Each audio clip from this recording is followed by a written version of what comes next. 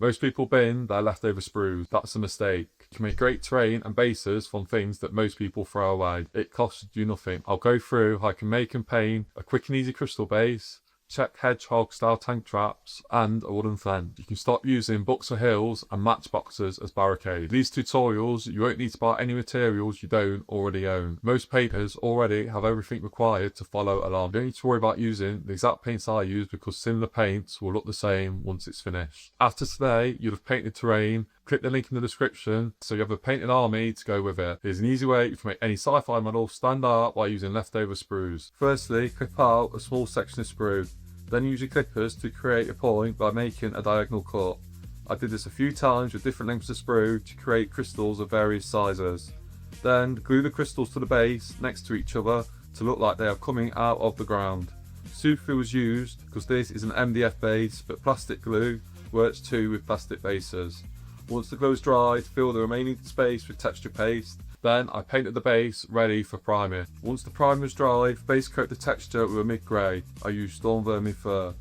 I painted a couple of thin coats. They were thinner than normal to help the paint run into the recesses. Wash the base with Mod Oil Wash from Knott's Hobbies. It's a brown wash that will add some contrast to the base.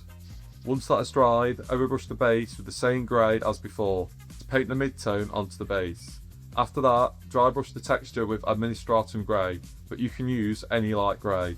This adds a quick highlight to the base. Then base coat the crystals with Wraithbone, or any colour close to white that colours well. We use 2 thin coats to create a smooth finish. To make it easy, wash the crystals with Tesseract Glow. It's a technical paint from Games Workshop designed to create a neon green glow straight out of the pot. To sell the glowing effect, dry brush the area around the crystals with Ogre Camo. We use brush strokes away from the crystals as the light would hit surfaces facing the crystals. Then paint the rim with black paint, or any colour to match your army. If you enjoyed this, we have more basic tutorials in our free painting guides. Click the link in the description to find out more. Czech hedgehogs are the cross steel tank traps you see on World War II battlefields and Warhammer 40k tables. They're super easy to make. Their shape can be made by crossing 3 beams at the centre, and sprues are perfect for this. Cut some lengths of sprue from the outer edge of an old one, then tidy up the sprue so it's 4 smooth sides. I use pliers to remove any big or thick bits of sprue, then a hobby knife to tidy any bits left behind by the pliers and remove any words or numbers. Glue 2 pieces of sprue together, creating a cross shape. I glued the pieces together in the middle of each sprue, followed by an additional piece through the cross where the 2 pieces meet. After priming, apply a heavy wash of Typhus Corrosion. This paint from Games Workshop contains loads of small bobbly bits that create an awesome texture. This texture will be picked out by techniques later which will show that the surface is metal. Then overbrush everything with a gunmetal silver paint. For this I use Games Workshop's Lead Belcher. I'm not trying to paint a smooth base coat because it will add to the worn look once it's finished. After that, sponge Rhinox Hype around the bottom of the tank trap. I used the Knott's Hobbies heavy weathering sponge and their sponge holder. I did this to create dried mud, showing it's been left on the battlefield for months or years. Then sponge XV88 with light weathering sponges to create splatters of wet, fresh mud. Before applying paint to the model, I remove the excess paint as if I were dry brushing. Paint Rust Oil Wash from Knott's Hobbies in patches where you expect moisture to build up. This will be close to the joints and towards the bottom of the tank trap. This will run into the recesses around the Typhus Corrosion bobbly bit, creating spots of metal showing through the rust. Then sponge on fresh rust with bright orange paint. I did this in and around the patches of the Rust Oil Wash. To highlight the tank traps, sponge on a bright silver along each edge. This defines the shape and shows fresh metal along the edges. The edges are most likely to be scraped, which will create the fresh metal that has been painted in this step.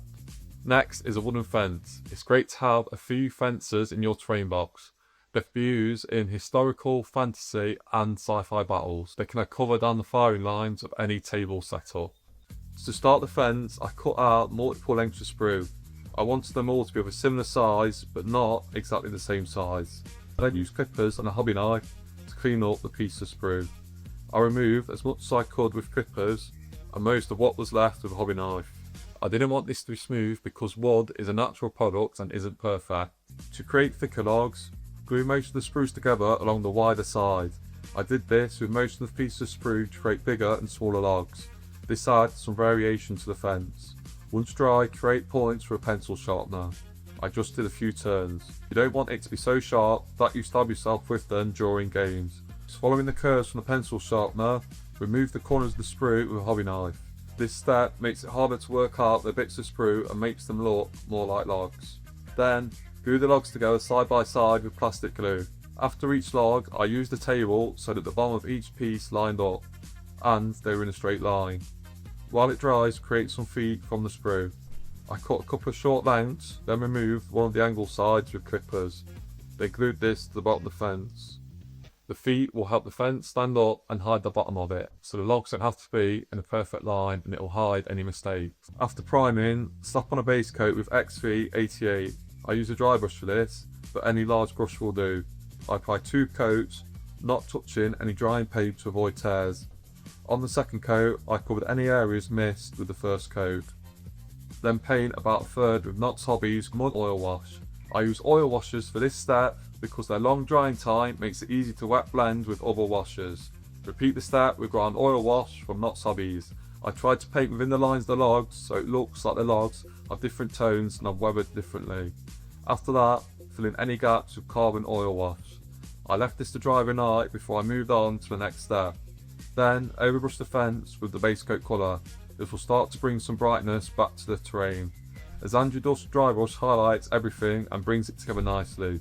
Click the link in the description to get our free painting guides. 3 different ideas for what to do with your leftover sprues, so you never have to return them to Games Workshop to be recycled again.